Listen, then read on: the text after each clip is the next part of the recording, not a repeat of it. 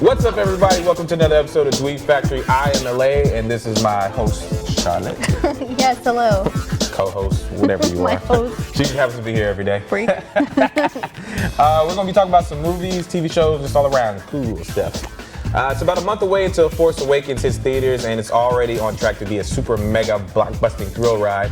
It's broken all other pre-sale ticket sales held before, and I really don't have any doubt that they'll break pretty much every other record. All the records. All the records that they All have of them. holding.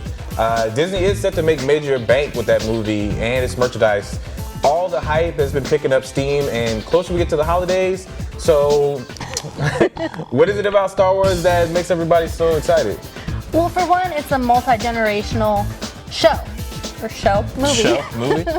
Well, it's got shows, it's got movies. True, very The true. kids that loved the movies in the 70s grew up and shared it with their children. Then, with the prequels, a whole new generation of kids got to grow up with Star Wars. I know the prequels were my jam. Really? Well, I heard they suck. they do, but when it's like your first into Star Wars, you're like, oh god. True. Anyways, since Star Wars' inception, there has always been some form of Star Wars media out there. Be it books, video games, movies, TV shows. There's hardly a person alive that has not heard of the Force, Jedis, and Sith. True.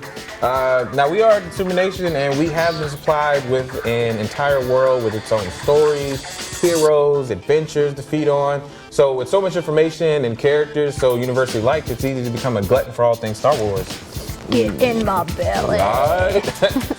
So what does it mean for all the other movies coming out this holiday season? In my humble opinion, there's really no other movie this season. What other movies? Star Wars, and there's Alvin and Star Wars. And Star Wars. Nobody's gonna see Alvin. Alvin! Now Disney has the theater rights to all of the biggest auditoriums, and aside from that one kids movie, which is Alvin and Chipmunks, there really isn't no other major franchises. Now, there are other movies coming out, although they do have major actors headlining them. Doesn't seem to have any rabid fan base that the well-known mythos and even the action sequences that really compete with Star Wars. Amen to that. Fans have been waiting so long. This movie will easily be watched several times in theaters by everyone. So get to those keyboards, tell us what you think about the fate of Star Wars and the fate of all the other movies, and do you believe the Star Wars hype? Let us know below. Switching gears a little bit, we're going to be talking about TV. We sure are. Yeah. TV. That's what we do all day, talk about TV. Watch it. We do other stuff. We don't just watch TV all day. I don't do anything but watch TV. Well, so we're almost mid-season of the CW superhero TV shows, and they are getting Awesome. gimmicky. What? So, Oh, just me. apparently, we have some conflicting theories. Bye, Felicia. All right. So with all the spin-offs and guest appearances and the character crossovers, it's obvious that CW TV is trying to create a DC television universe. While I love the Arrow and I love the Flash, and the occasional crossovers are super fun, it's starting to become too commonplace in the shows. For sure, it's like every show there's a new character or a new crossover.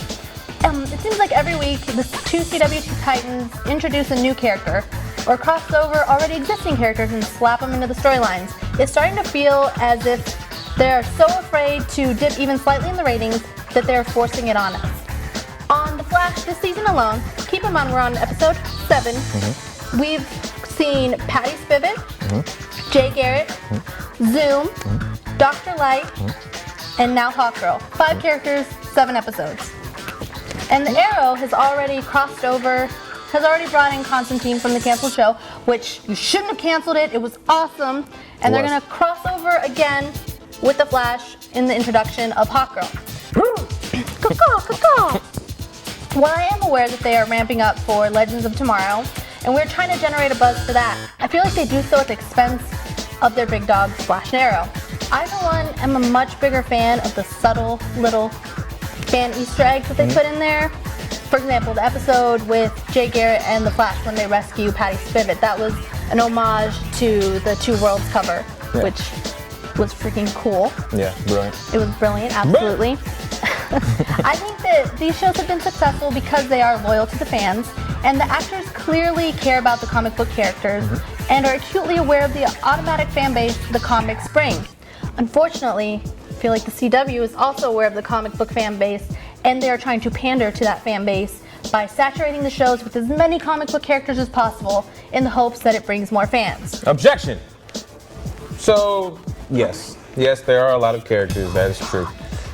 But that's what makes these shows great. I mean, I like movies where a lot of the characters you have to flesh out in about maybe a 2-hour period. A TV show can introduce a character and use them in multiple shows, give them time to break down into the show, a lot of the character development that they need to have. No, but they don't do that. Like Jay Garrett's in episode 1, This is my and then time. he's gone to episode 4. Now, I mean, the whole part of comics anyway, the fact that they're great is that you get different heroes and villains interacting with each other and having cameos. Now, I mean, with all the things that we have, what a time to be alive indeed. Shout out to Drake and Future. I mean, we have Green Arrow and Constantine in one show. It was really amazing to see. A good example is Smallville. They had a really long run of using multiple characters and making it work. 18 seasons don't lie. Now I say bring on more people.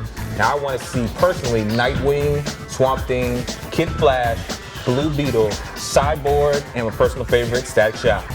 Now, I know Nightwing is a bit of a stretch, being that the movie world and the TV worlds aren't ever going to collide, but the other people that I mentioned are very plausible. Swamp Thing Swamp Thing was Constantine's intro into the comic book world. Kid Flash has already come into the Flash. It's already been referenced several times. Wally West.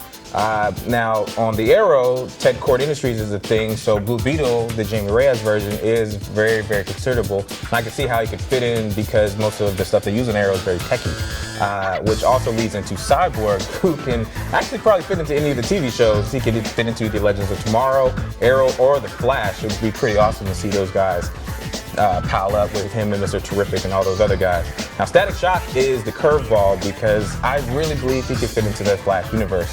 Just imagine those little quips between Cisco and Virgil. For anybody who doesn't know, Static Shock used to be an animated TV series back in the day. So good. Yeah, it was so good. It got canceled. Now, it is a very niche market, I understand that. But I think it would be awesome to see a character like him get onto a TV show like that and shine. They've already introduced so many other characters, and they're very willing to bring in people from all over the DC mythos. Just imagine Vibe and Static Shock playing together. That's the wrong word. Oh dear. Not playing, beating up bad guys. But woo, man, CW, I'm practically putting you out money ideas here, so please hire me. You let us know though. Comment below and tell us what you think about the CW TV superhero verse. I personally think it is moving very well and ratings don't lie. Charlotte, on the other hand, Not so much. Sorry, guys. But thanks so much for tuning in again. Please follow us on our social media sites. I am LA_IZ_GFC. You can find me on Twitter or Instagram. I'm at Charlotte PZ on Twitter, nice and easy, no underscores. And AtlasCharla29 on Instagram. All right, guys, you guys have a good holiday season. We'll see you again real soon.